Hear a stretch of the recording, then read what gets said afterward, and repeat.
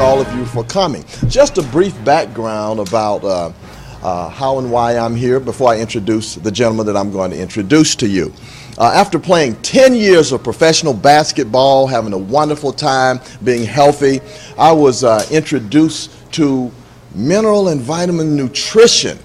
I had taken a few vitamins before, but thought I really didn't need anything. Thought I was fine and healthy and had played 10 years of sports, a professional basketball player, and I started to take the nutrition and found out it made a marvelous difference in my life. Now, I was very mad at the gentleman named Phil Oliver who introduced it to me for waiting so late because I had already retired. I said, Phil, I could have made millions more if you had introduced this to me earlier. But he told me all about Dr. Wallach and why mineral nutrition was so vital. Did some research, got an opportunity to meet this man that had done so much research for so many years and had not only done the research so that we could read it and learn about it, but so we could practically take it into our own lives and let it empower us and our families. That was about 15 years ago when I met Doc. And I've been traveling with him and taking the products. I'm a very big fan of it, and it's impacted my life and so many lives of countless people that I've met and that many others have met all across the world. So we kind of formed this family, and I'm glad to have you all as a part of it, glad to have Brandy and all of you to be here today. Now, Doc started work, as you know, Doc has a background that's very diverse. And Doc is very good at many different things. Of course, you know, he grew up on a farm where he had to learn about animals and what they eat and how to keep them healthy and so that they're productive. And so he took that and went on to college in Missouri and studied agriculture and became a veterinarian. And later, of course, Doc became a pathologist where he did all of these studies and traveled all around the world with Mutual of Omaha and learning why animals die, why humans die, did autopsies. So he learned to approach the problem from many different angles. And I think that is part of a solution in life. Somebody once said if your only tool is a hammer, everything looks like a nail. You know, so but if you got a lot of different tools, you probably see problems in a lot of different ways and solutions in a lot of different ways. So Doc did a marvelous job of taking all of these solutions of counteracting diseases and illnesses. Of course, he was a physician for over 12 years. He's an acclaimed author, a speaker, and has done so many wonderful things as an entrepreneur and a business person that has made all of this accessible to us. And it really started in Atlanta years ago. Doc was doing a lot of work on cystic fibrosis. He was working at Emory. He was doing just a lot of phenomenal, groundbreaking work. So Doc did a lot of wonderful things outside of the loop that he was in. But now it's kind of coming back full circle. And he's been rewarded a very prestigious award for his work in selenium and all of the things that he's done to keep us healthy and impact all of our lives. And I'm not going to take up very much more of your time, and I'm going to have to leave very shortly.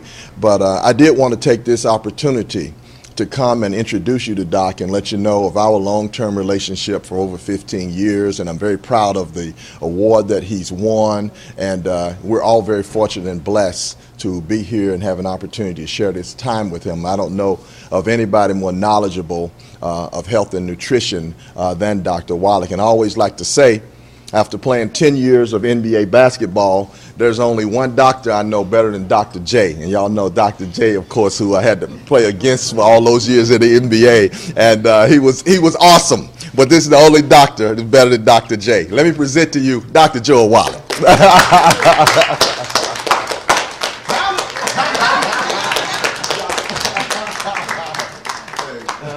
Thank you so much, Mike.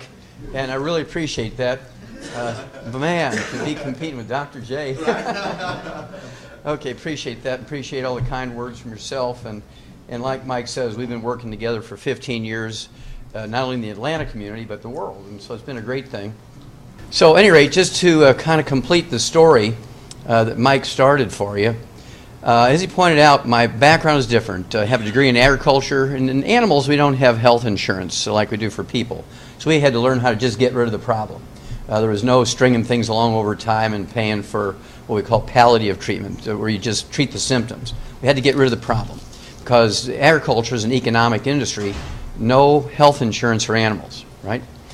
And everything comes down to, as Mike said, again, production. More weight, more volume of milk, more eggs per pound of feed. That's the only way you could survive in the agricultural industry. So we became very interested and very knowledgeable about nutrition and how it actually prevented as many as 900 different diseases and could triple lifespans of animals as opposed to pharmaceuticals and surgery. The situation was during the 1970s, actually was part of a big National Institutes of Health grant, which is called the Center for the Biology of Natural Systems out of Washington University in St. Louis, Missouri. And I was actually in Africa working on a big conservation project with white rhino and elephant. And because I was already a comparative pathologist, I had written the first scientific paper on a mass die-off in the United States from pollution. And they were interested in finding out how much pollution had to do with the causes of disease. And I was the only guy who'd written a paper on it, so they called me back out of Africa to be the essentially the scientific director and the pathologist on the project. Now I was supposed to do autopsies of zoo animals that died in the big zoos around the United States. What I found out was that every animal and every human being who dies of natural causes dies of a nutritional deficiency disease. And the book that came out of that's 1,200 pages. It's in the Smithsonian Institute as a national treasure, so I'm very, very proud of that work.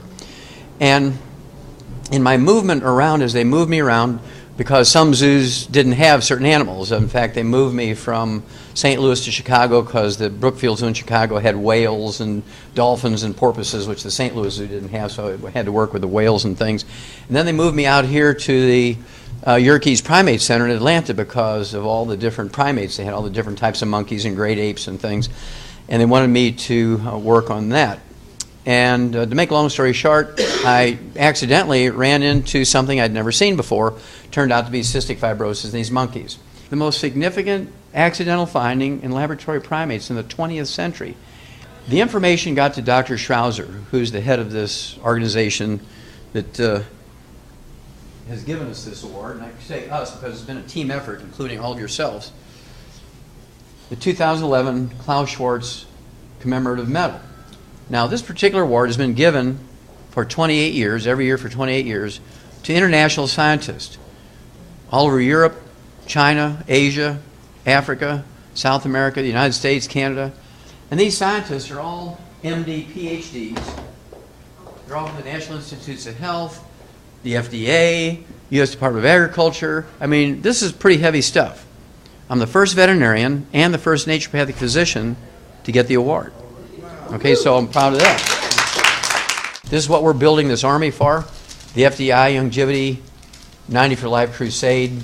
And if you listen to the radio program or if you get online and listen to the streaming, you'll hear me talk about this 90 for Life crusade to save America through saving our kids.